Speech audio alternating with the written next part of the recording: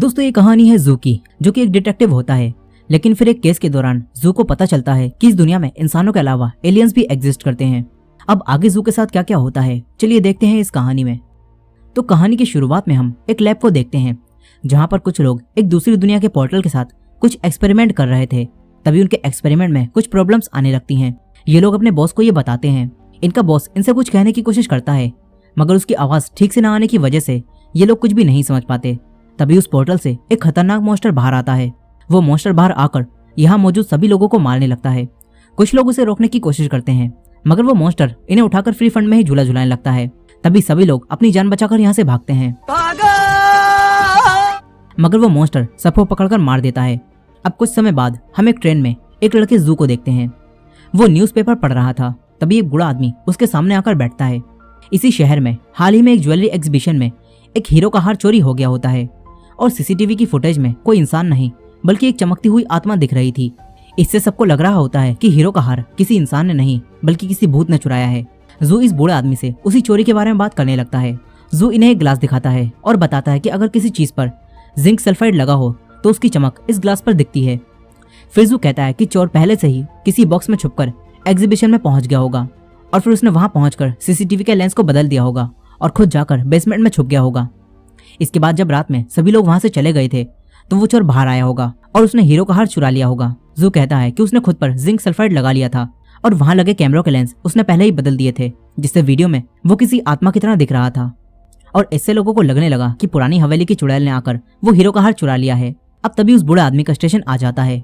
वो जू से कहता है कि तुम्हारी बातें काफी अच्छी हैं, मैं तुमसे और बातें करता, लेकिन अब मुझे जाना होगा। ये कहकर वो बूढ़ा आदमी यहाँ से जाने लगता है।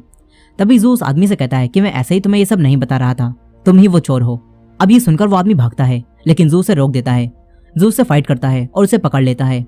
जू कहता है कि मैं एक प्राइवेट डिटेक्टिव हूँ। अब जू अपने ऑफिस में वापस आ जाता है। यहाँ यंगलिन नाम की एक लड़की पहले से ही उसका इंतजार कर रही थी। यंगलिन जू से बात करती है और अपने डैड की एक पिक्चर दिखाकर कहती है कि मुझे इन्हें ढूंढना है।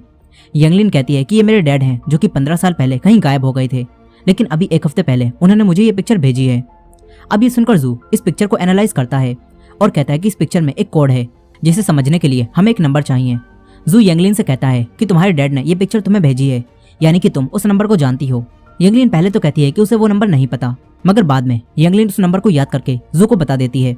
इसके बाद जू उस कोड को क्रैक करता है, जिससे उन्हें एक कोऑर्डिनेट मिल जाता है और उसे समझकर ये दोनों एक जंगल में आ जाते हैं। तभी चलते चलते यंगलिन का पैर फिसलता है और वो नीचे गिर जाती है। जू उसे पकड़ लेता है, लेकिन फिर वो दोनों ही वहां से नीचे गिर जाते हैं। यहाँ आकर इन दोनों को एक गुफा मिलती है। ये दोनों गुफा के अंदर जाते हैं, जहाँ से ये दोनों यंगलिन के डैड के लैब में पहुंच जाते हैं। दरवाजा खुलते ही इन्हें वही सारे मरे हुए लोग मिलते हैं जिन्हें उस मॉन्स्टर ने मारा था। जू डेड बॉडी को देखकर समझ जाता है कि इस आदमी को मरे हुए ज्यादा समय नहीं हुआ है। अब ये दोनों आगे बढ़ते हैं। यहाँ इन्हें एक ग्लास में एक ग्लोइंग ऑब्जेक्ट दिखता है। इन्हें लगता है कि ये कोई मीटियोराइड है। अब यहीं जू को वो पोर्टल दिखता है जहाँ से वो मॉन्स्टर अंदर आया था, लेकिन वो पोर्टल अभी बंद होता है। इसीलिए जू को समझ नहीं आता कि इन लोगों को मारने वाला आखिर लैब में आया कहाँ से, क्योंकि जब वो दोनों अंदर आए थे तो लैब में अंदर आने का दरवाजा बंद था। अब वहीं दूसरी तरफ यंगलिन सीसीटीवी की फुटेज को देख रही थी। यंगलिन उसमें अपने डैड को देखती है, जो कि उसी पोर्टल से दूसरी दुनिया में चले गए थे और फिर कभी वापस नहीं आए। यंगलिन ये देखकर चौंक जाती है। तभी उससे वही पोर्टल ओपन हो जाता है और जू उस पोर्टल से दूसरी दुनिया में चला जाता है। जू कुछ भी समझ पाता इससे पहले ही एक कीड़े जैसा मॉन्स्टर उसके सामने आकर उस पर हमला कर देता है। जू किसी तरह उस मॉन्स्टर से बचकर वापस अपनी असली दुनिया में आ जाता है। जू और यंगलिन इस पोर्टल को देखकर घबराए हुए थे। इन्हें समझ नहीं आता कि ये क्या है। अब तभी पोर्टल में कुछ होने लगता है और ये जगह तबाह होने लगती है। ये दोनों यहाँ से भागते हैं। वो दोनों लैब से बाहर निकल जाते हैं। तभी उस मीटियोराइड का ग्लास टूट जाता है और उसकी एनर्जी बाहर निकलकर जू के अंदर चली जाती है, जिसके बाद यहाँ एक धमाका होता है और फिर ये दोनों बेहोश हो जाते हैं। थोड़ी देर बाद जब जू को होश आता है तो वो यहाँ अकेला होता है। उसे यंगलिन यहाँ कहीं भी नहीं दिखती, इसीलिए वो वापस अपने घर जाने लगता है। लेकिन इस वक्त उसके आसपास की चीजें अजीब तरह से मूव कर रही होती हैं। ऐसा लगता है मानो वो किसी और ही दुनिया में हो। अब तभी जू के सामने जादू आ जाता है। ये एलियन जू पर हमला कर देता है। तभी जू उसके एक बोतल मारकर उसे गिराता है और फिर उसे पीटने लगता है। लेकिन फिर जू देखता है कि ये तो एक आम इंसान है जिसे उसने बजा दिया है। अब जू ये देखकर यहाँ से भागता है और अपने घर आ जाता है। जू उन्हीं चीजों के बारे में सोचने लगता है जो उसने लैब में देखी थी। जू दोबारा से यंगलिन की डैड की उसी फोटो को देखता है और इस बार उस फोटो में जू को एक घर का एड्रेस दिखता है। जू उसी एड्रेस पर जाने लगता है, लेकिन बीच में ही उसकी गाड़ी कई सारे क्रॉस से टकरा जाती है, जिससे उसकी गाड़ी का एक्सीडेंट हो जाता है। फिर जू पैदल चलकर उस गांव तक जाता है। जू उस घर में पहुंच जाता है, लेकिन घर के बाहर ताला लगा हुआ था, इसलिए जू उसे तोड़कर अंदर जाता है।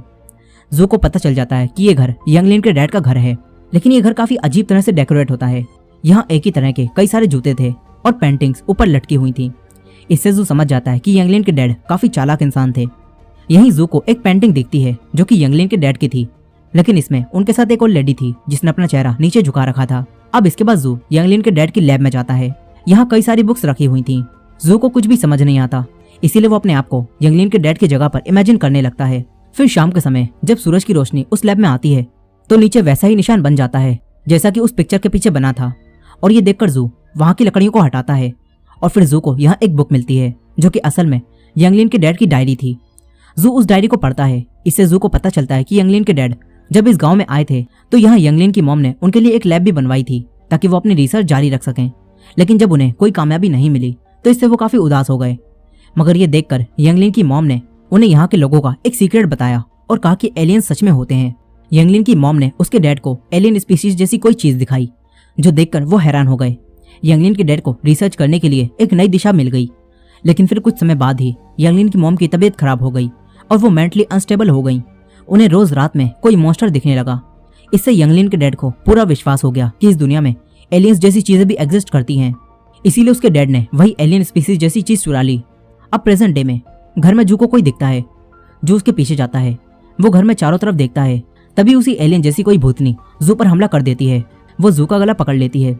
जू कुछ भी नहीं कर पाता और वहीं बेहोश हो जाता है। इसके बाद जब जू को होश आता है तो वो सोफे पर होता है। फिर उसके सामने यंगलिन आती है। उसे देखकर जू चौंक जाता है और पूछता है कि तुम यहाँ क्या कर रही हो। यंगलिन कहती है कि ये मेरे डैड का घर है, मैं यहाँ उनका कुछ सामान लेने आई हूँ। यंगलिन उससे पूछती है कि तुम यहाँ क्या कर रहे हो। जू से बताता है कि उसने यहाँ एक मॉन्स्टर देखा है। ये सुनकर यंगलिन उससे कहती है कि अब तुम इस सबसे दूर रहो, मैंने तुम्हें तुम्हारे पैसे भी दे दिए हैं। लेकिन जू नहीं मानता। जू यंगलिन से पूछता है कि तुम्हारे डैड के साथ उस पेंटिंग में वो औरत कौन है।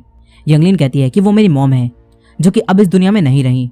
यंगलिन जू को उनकी ग्रेव पर ले जाती है और बताती है कि मेरी माँ इसी गांव में पली बड़ी थी। इसके बाद वो एक यूनिवर्सिटी में मेरे डैड से मिली। यंगलिन कहती है कि मेरे डैड का मानना था कि इस ब्रह्मांड में इंसानों के अलावा भी कई सारी एलियन स्पीशीज हैं, लेकिन उनकी बात पर कोई भी विश्वास नहीं करता था सिवाय मेरी मॉम के। यंगलिन कहती है कि मेरी मॉम ने उन पर विश्वास किया, जिसके बाद वो दोनों यहाँ रहने आ गए। यंगलिन बताती है कि सब कुछ ठीक चल रहा था, लेकिन फिर एक दिन उसकी मॉम की मेंटली कंडीशन अनस्टेबल हो गई। वो कहती है कि मेरे डैड ने उन्हें हॉस्पिटल भेज दिया, लेकिन वहाँ मेरी मॉम ने खुदकुशी कर ली और फिर उसी दिन से ही मेरे डैड भी गायब हैं। अब ये सब जानकर जू से पूछता है कि तुमने एलियन स्पीसीज जैसी किसी चीज के बारे में सुना है। यंगलिन बताती है कि मेरी मॉम ने मुझे बताया था कि इस गांव में एक दरवाजा था जो कि इस दुनिया को सीधे एक ऐसी दुनिया से जोड़ता था जहां जाकर इंसान एक ग्रेट वर्ल्ड में पहुंच जाता था, और उस दरवाजे को खोलने की चाबी वही एलियन स्पीसीज थी। अब ये सब सुनकर जू यंगलिन से कहता है कि मुझे उसी अस्पताल में ले चलो जहाँ तुम्हारी मॉम को रखा गया था। यंगलिन मान जाती है, जिसके बाद ये दोनों उसी साइकेट्रिक हॉस्पिटल में पहुंच जाते हैं। यहाँ एक डॉक्टर थे जिन्हें यंगलिन काफी अच्छी तरह से जानती थी। यहीं दीवार पर कई सारी पिक्चर्स लगी थी। उनमें से एक फोटो में कई सारे लोग खड़े थे, लेकिन एक आदमी का चेहरा वहां मिटा दिया गया था। जू डॉक्टर से पूछता है कि ये सारे लोग कौन हैं जो कि इस फोटो में हैं। डॉक्टर कहते हैं कि वो सब एक क्लब के मेंबर हैं। जू पूछता है कि ये लोग किस क्लब के मेंबर हैं, तो इस पर डॉक्टर झूठ बोल देते हैं। जू समझ जाता है कि इस फोटो में जिस आदमी का चेहरा मिटाया गया है वो यंगलिन के डैड हैं। अब इसके बाद ये दोनों यंगलिन की मॉम का वही रूम देखते हैं जहाँ पागल होने के बाद उन्हें रखा गया था। डॉक्टर कहते हैं कि तुम्हारी मॉम को कुछ भ्रम होते थे जिसमें उन्हें कई सारे मॉन्स्टर दिखते थे। जू डॉक्टर की ये सारी बातें सुन रहा था। तभी उसे एक लेडी दिखती है जो कि इस रूम में झांक रही थी। वो लेडी जू को देखकर यहाँ से भाग जाती है। डॉक्टर जू से कहते हैं कि वो औरत पागल है और वो ऐसे ही हर कहीं झांकती रहती है। अब ये दोनों यहाँ से जाने लगते हैं। तभी वही औरत इन दोनों के सामने आती है और यंगलिन को देखकर कहने लगती है कि ये पागल औरत है, इसने हमारे साथ गद्दारी की है, इसे मार दो। अब तभी कुछ लोग आकर उसे पकड़कर ले जाते हैं। डॉक्टर कहते हैं कि ये पागल है, इसकी बातों पर ध्यान मत दो। लेकिन जू को शक हो जाता है कि दाल में कुछ तो काला है, इसीलिए जू रात में छुपकर इसी हॉस्पिटल में आ जाता है। जू का पीछा करते हुए यंगलिन भी यहाँ आ जाती है। जू से कहता है कि डॉक्टर ने हमसे झूठ बोला था, क्योंकि वो पागल औरत तुम्हें तुम्हारी मॉम समझकर वो सारी बातें बोल रही थी।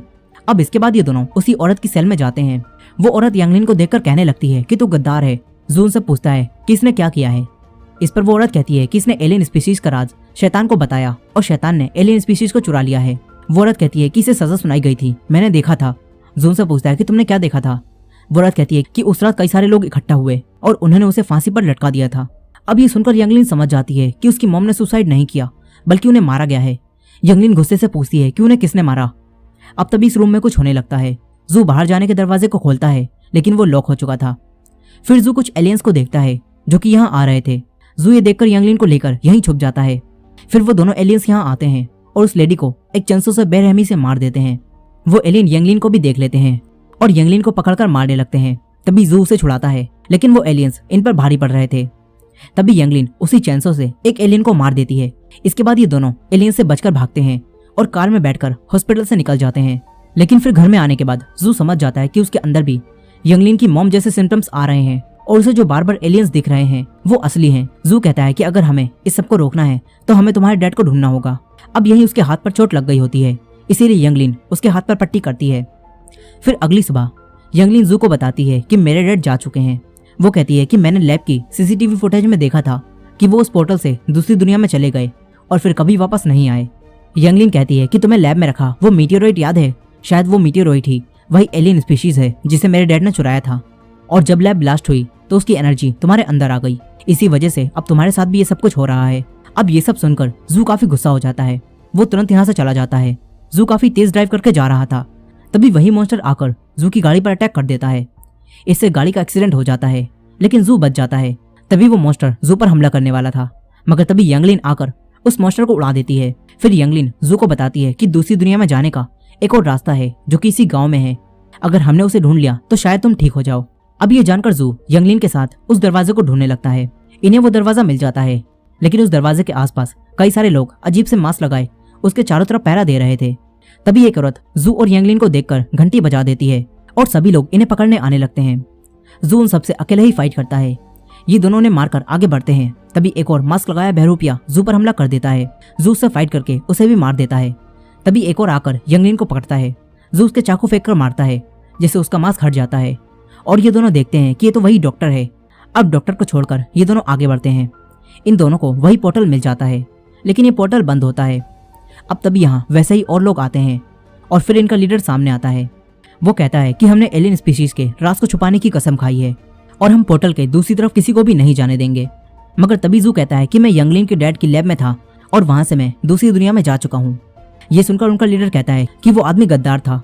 इनका लीडर बताता है कि यंगलिन के डैड 25 साल पहले जब यहाँ रहने आए तो हमने तुम्हारी मॉम से कहा था कि उस आदमी को एलियन स्पीशीज का राज ना बताए, लेकिन फिर भी तुम्हारी मॉम ने उसे हमारी एलियन स्पीशीज का राज बता दिया और मजबूरन हमें उस आदमी को भी अपने लोगों में शामिल करना पड़ा। लेकिन फिर उसने तुम्हारी मॉम पर ही एक्सपेरिमेंट किए जिससे वो पागल हो गई और फिर तुम्हारे डैड उस दूसरी दुनिया को देखने के लिए वो एलियन स्पीशीज हमसे चुराकर भाग गए और इसी वजह से अब मैं किसी को भी एलियन स्पीशीज के बारे में नहीं जानने दूंगा। अब इनका लीडर यही स्पीच दे रहा था और तभी जू की पावर की वजह से वो पोर्टल खुल जाता है और वही मॉन्स्टर बाहर आकर इन सभी लोगों को मारने लगता है। ये सब लोग बचकर भागते हैं।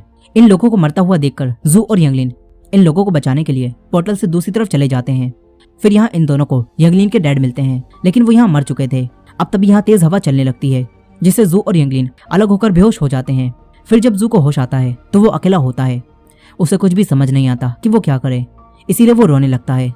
और इसी एंडिंग के साथ ये कहानी यहीं खत्म हो जाती है।